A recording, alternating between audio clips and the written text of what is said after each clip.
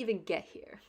If you watched my week in the life in the beginning of the semester, you know that we are working on casting the negative space of a sculpture, and then lots of stuff has happened since then. Okay, we doubled it and I tripled my figure, and then I modeled it in Rhino, and now it's a building of sorts, and this is what it looks like. And this is I'm just toggling the layers in Rhino so that you can have a better sense of what the ground looks like, as well as what all the figures look like.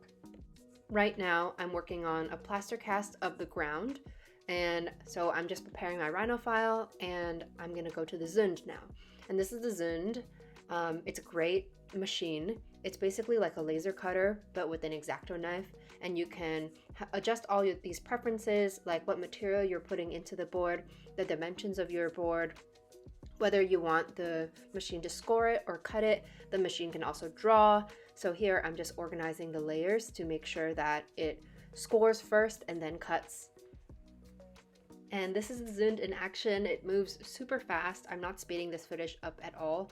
And for foam core, which is what I'm cutting right now, it's recommended that you score it at least 2 to 3 times before you actually ask it to cut, because foam core is so thick and has so many layers. I'm making my plaster cast out of 2 materials, chipboard and foam core. I'm back at my desk, and sometimes the Zund doesn't cut through all the way, so I'm just manually going in with an X-Acto knife and cutting the parts that weren't cut fully. I'm assembling the mold for my plaster cast now, and I typically tape with blue tape or masking tape just to make sure that my right angles are actually right angles and that all my pieces are in the correct position before I commit with glue. And for plaster casts, if you want a tight seal, I would recommend hot glue, but sometimes I also use Elmer's glue, and you just have to be patient and let it dry completely. And then after the glue dries, I seal the edge again with masking tape or painter's tape. And the reason I decided to use both foam core and chipboard for this was because there's quite a few curved pieces in my mold, and it would just be more difficult to get that curve really smooth with foam core. I would need to score a lot, and I might even get those scored edges cast into the mold. So chipboard is easier for me to bend, and then I was able to just attach the flat pieces of foam core to the curved pieces of chipboard. Now I'm gluing with hot glue. Thank you, Isabel, for your hot glue gun, and thank you, Ernie, for your 1, 2, 3 blocks. Really, it's a group effort to get models built. Anyways, yay, it's complete. Now I'm just gonna look to make sure there's no gaps and fill whatever gaps with hot glue, and then I can cover the inside with Vaseline, and then I can get to pouring.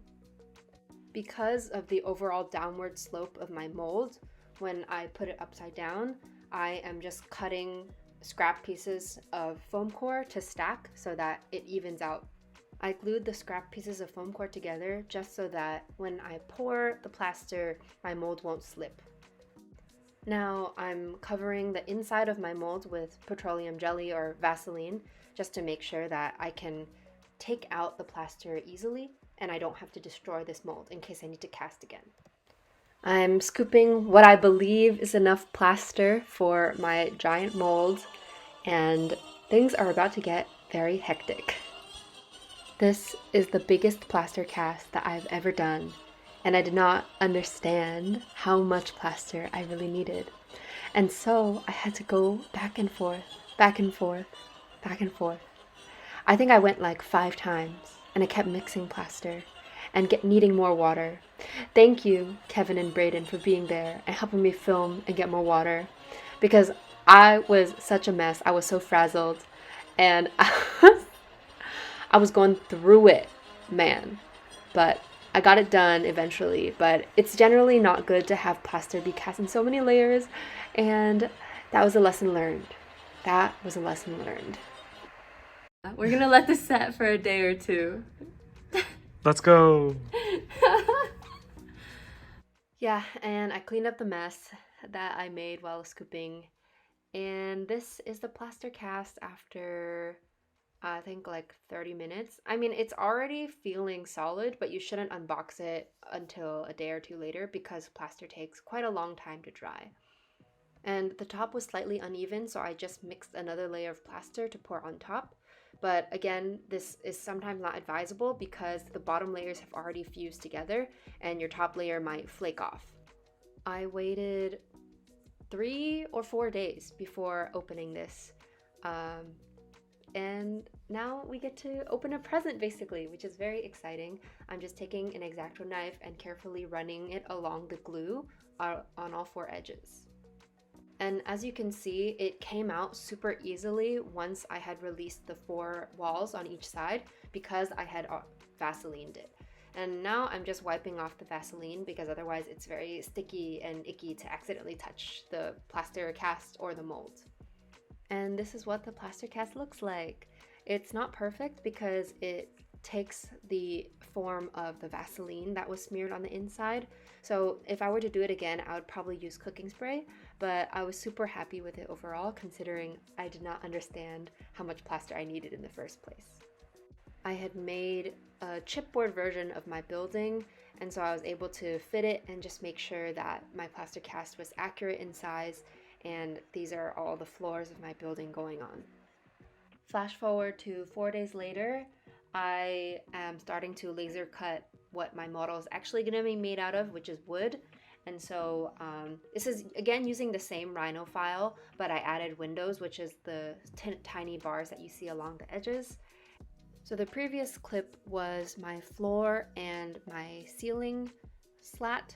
These are going to be my walls.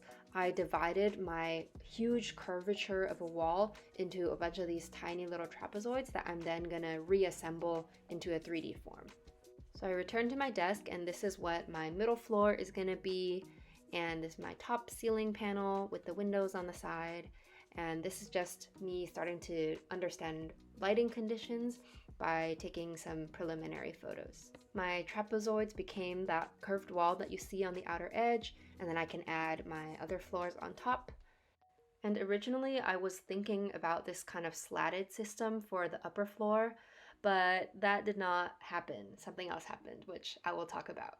For this crit, we're making 2 models. One of them is the whole building, which is the model that you saw previously, and the second is a chunk model, which is just a slice or a piece, or a chunk of whatever part of your model that you think is more illustrative of the interior. So here I'm zunding a plaster cast mold for my chunk model, which I'm also going to cast. Whoops, I forgot to document me building it, but here I am just taping the edges because this model I primarily put together with Elmer's glue, and then I'm just taping the seams to make sure no plaster leaks out when I pour. I did use a bit of hot glue just for the curved seams because the Elmer's glue wasn't drying fast enough for that bond to hold.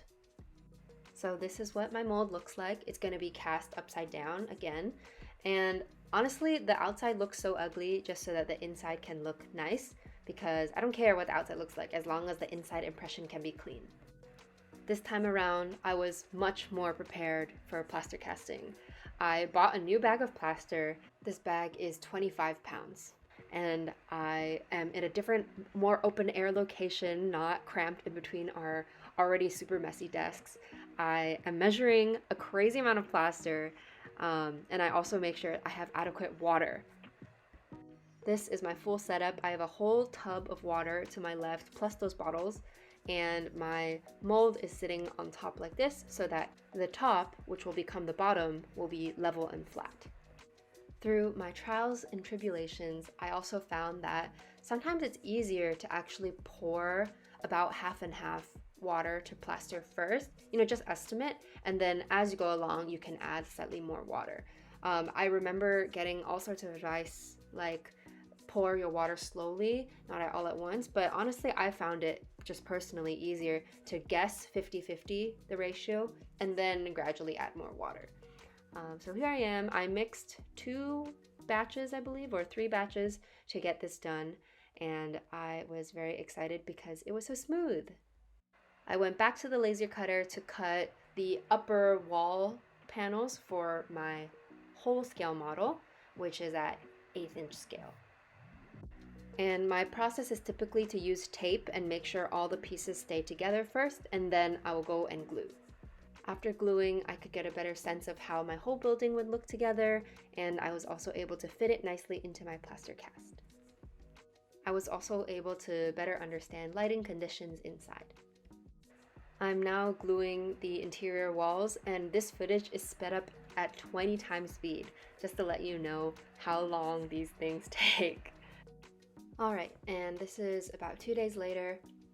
I'm unboxing the plaster cast for my chunk model, which is very exciting. Again, same process, running the X-Acto knife on the edges where the glue is, and just flipping it out. And yay, this is the plaster cast. We had pre-final check-in, which is a week before our actual final, and we just had to bring everything basically that we're gonna be pinning up. Drawings don't have to be complete, but like a 50% benchmark is good. And we're back to the laser cutter to cut the walls and floors for my chunk model. And again, I use tape to secure the walls before I glue them down, and I'm using these paint bottles just to weigh down the bottom so it's flat. I made the same shape out of chipboard, and then I'm using that as almost a scaffold to make sure that the angle of my wooden one is correct. And yeah, I'm just again laying it on top of that scaffold using tape and then gluing. There was a trip to the laser cutter where I cut these stairs out along the back and also along the front. So yay! And this is the bottom floor of my chunk model. I'm laser cutting again. This time I'm laser cutting little furniture for my chunk model. I glued it all together using Elmer's glue, and there's so many. This is my furniture. Honestly, this is my favorite part of the whole project. I went outside to try to take photos, but the sun was already going down, so I didn't get that great lighting.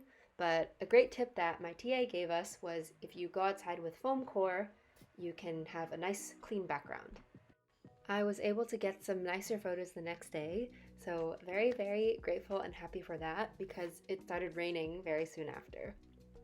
This is all my stuff pinned up, including process stuff on the left and my finished drawings and photos on the right. Oh my gosh, I have never stayed up for 48 plus hours straight, and I didn't document any of that because I was really going through it, but here we are. And here's some of my lovely friends presenting, and there's me celebrating because I'm done.